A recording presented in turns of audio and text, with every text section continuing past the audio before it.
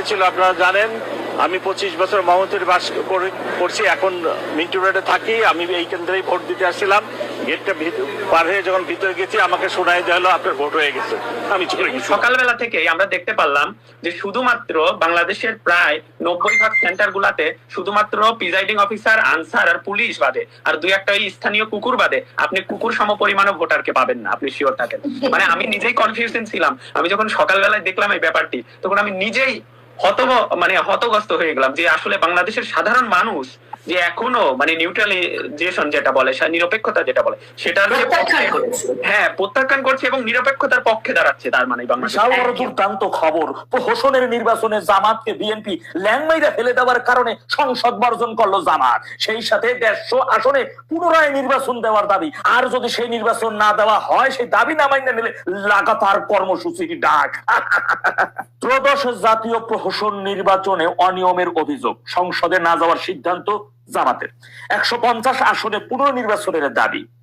নির্বাচনে ব্যাপক অনিয়ম, কেন্দ্র দখল ও ভোট কারচুপির অভিযোগ এনে সংসদে যোগ না দেওয়ার চূড়ান্ত সিদ্ধান্ত নিয়েছে জামাত।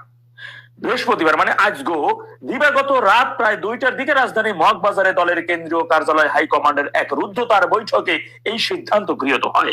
বৈঠক সূত্রে জানা গেছে, নির্বাচনে ফলাফল প্রত্যাখ্যান করে দলটি কঠোর অবস্থানে যাওয়ার সিদ্ধান্ত নিয়েছে।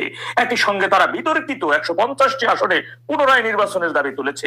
দলের হাইকমান্ড সিদ্ধান্ত নিয়েছে যে যতক্ষণ পর্যন্ত এই পুনর্নির্বাচনের দাবি কার্যকর না হবে ততক্ষণ পর্যন্ত রাজপথে আন্দোলন চালিয়ে যাওয়া হবে। দলের হাইকমান্ডের অন্তত 2 জন দায়িত্বশীল নেতার সংবাদ মাধ্যম জনকণ্ঠকে এই তথ্যের সত্যতা নিশ্চিত করেছেন।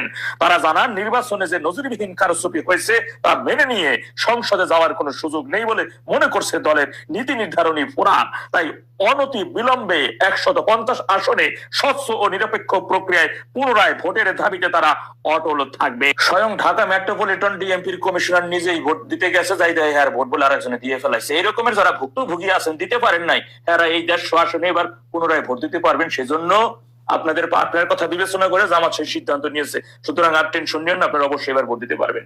এবার আসেন এখন কথা বলি, প্রহসনমূলক নির্বাচনে যে দলই সরকার গঠন করুক, সেই দলকে মূলত কে চালাবে জানেন? বাংলাদেশ আওয়ামী লীগ। আওয়ামী লীগ যতদিন চাইবে সেই দল ততদিনই চলবে, সেই দল ততদিনই ক্ষমতায় থাকবে। আওয়ামী লীগ যখন চাইবে না, তার ক্ষমতায় থাকার কোনো সুযোগ নাই। সুতরাং টেনশন নেবেন না আমার ভাইয়েরা। আমাদের যে নির্বাচনকালীন সময় আমি আগেও লাইভের মাধ্যমে বলেছি যে সর্বশেষ আওয়ামী লীগের উপর ওরা যে একটা অপবাদ দিয়েছে, আওয়ামী লীগ সরকার আমার নির্বাচন নিয়ে বিভিন্ন অপবাদ জোড়া ছড়াইছে, সেই দাগটা আমাদের মুছে গেছে। এখন সম্পূর্ণভাবে পিওর, অথেন্টিক, ফ্রেশ, একদম চিন্তিত হওয়ার কিছু নাই। বড় কথা হয়েছে, এই প্রহসনমূলক নির্বাচনে আপনাদের ডাকে, নেত্রীর ডাকে দেশের প্রায় 80% জনগণ এই সমর্থন দিয়েছে। তারা ভোট কেন্দ্রে আসে নাই। আমরা, আপনি এমনকি আমাদের চরম যারা শত্রু, যারা দুশ্মন, যারা আমাদের প্রতিপক্ষ, ওই সকল কুলাঙ্গাররাও জানে যে এই নির্বাচন গত 11 তারিখ এশার নামাজ বাদ শুরু হইয়া গেছে। বিভিন্ন কায়দা বাইদা কইরা তারা কেন্দ্র দখল করছে, তারা বাক্স ভরাট করছে, এইখানে জনগণ যায় নাই। সুতরাং তাদের মধ্যেও একটা দুর্বলতা রয়েছে। তাই আমরা আমাদের এখন সোচ্চার। আমাদের যত বাধা ছিল, যত বিপত্তি ছিল, সব শেষ। সর্বশেষ যে সামনে থাকা তার কাটা বেড়া, সেটাও সরে গেছে।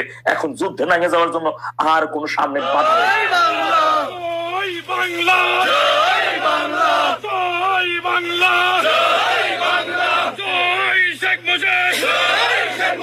বাংলাদেশ আওয়ামী লীগ, বাংলাদেশ আওয়ামী লীগ, ফুটিয়ে উপজেলা আওয়ামী লীগ, ফুটিয়ে উপজেলা Awami League, corona union Awami League, Kasua union Awami League, corona union Jubo League, Kasua union Jubo League, corona union Chhatra League,